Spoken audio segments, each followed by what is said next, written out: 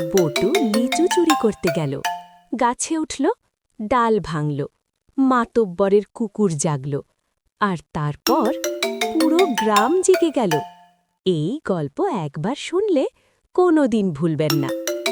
আসসালামু আলাইকুম বন্ধুরা, স্বাগতম টুন ওয়ার্ল্ড বিডিতে। আজকের গল্পের নাম লিচু চোর। ছোটু আর বটু এবার কোন বিপদে পড়ল, চলুন দেখি। গ্রীষ্মের এক দুপুরবেলা, রোদ এত কড়া যে রাস্তার কুকুরও ছায়া খুঁজছে। ছোটু আর বটু বসে আছে আম গাছের নিচে। হঠাৎ বটুর নাকে এলো একটা মিষ্টি গন্ধ। বটু নাক উঁচু করল, বাতাসে শুঁকল, চোখ বন্ধ করল। তারপর বলল, ছোটু, লিচুর গন্ধ পাচ্ছি।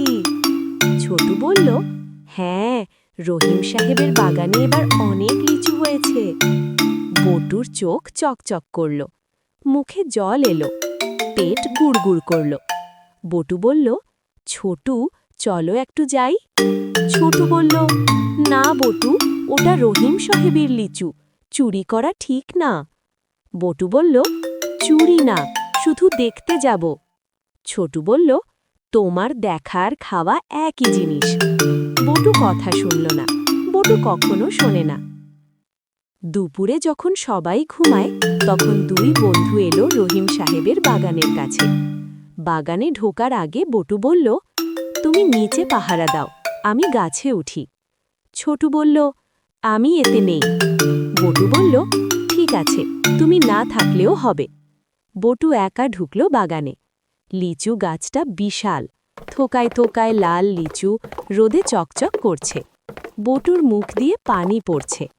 বটু গাছে হাত দিল, তারপর পা দিল, কোনো মতে উঠতে লাগল। ছোটু বাইরে থেকে দেখছে, মাথায় হাত দিয়ে বসে আছে। বটু উপরে উঠল, একটা থোকা ধরল, টান দিল। থোকাটা এলো না, আরও জোরে টান দিল। তখনই হলো বিপদ। ডাল ভাঙল, বটু পড়ল ধাপাস। এত জোরে শব্দ হলো যে রহিম সাহেবের কুকুর জেগে গেল। কুকুর ডাকতে শুরু করল, ঘেউ ঘেউ, ঘেউ ঘেউ। বটু মাটি থেকে উঠল, হাতে মাত্র 3টে লিচু। ছোটু বাইরে থেকে চিৎকার করল, বটু, দৌড়াও। বটু দৌড় দিল, কুকুর পেছনে, ছোটু আরও পেছনে।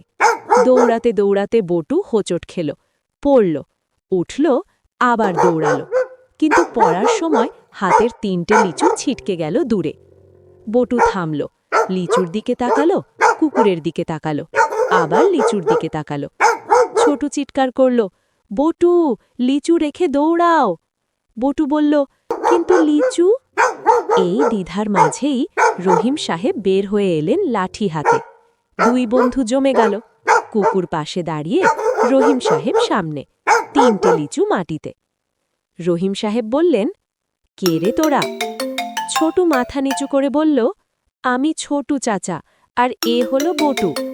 রহিম সাহেব বললেন, কাদের ছেলে তোরা? ছোটু বলল, করিম চাচার বাড়ি পাশেই। রহিম সাহেব চিনলেন, তারপর জিজ্ঞেস করলেন, লিচু খেতে চেয়েছিলি? বটু মাথা নাড়ল, হ্যাঁ।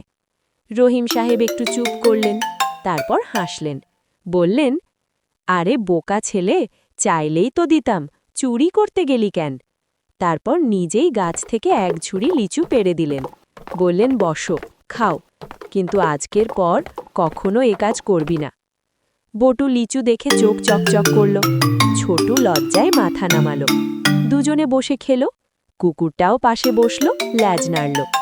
বটু একটা লিচু কুকুরকে দিল, কুকুর খুশিতে চাটল। বটু বলল, ছোটু, কুকুরটাও লিচু পছন্দ করে।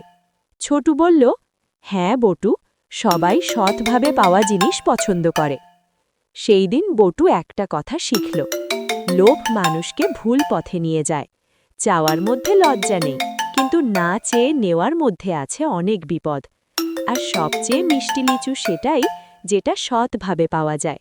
চুরির লিচু কখনো মিষ্টি হয় না, কারণ তাতে থাকে ভয়ের তিক্ততা। সৎ পথের লিচু, সেটাই আসল মিষ্টি।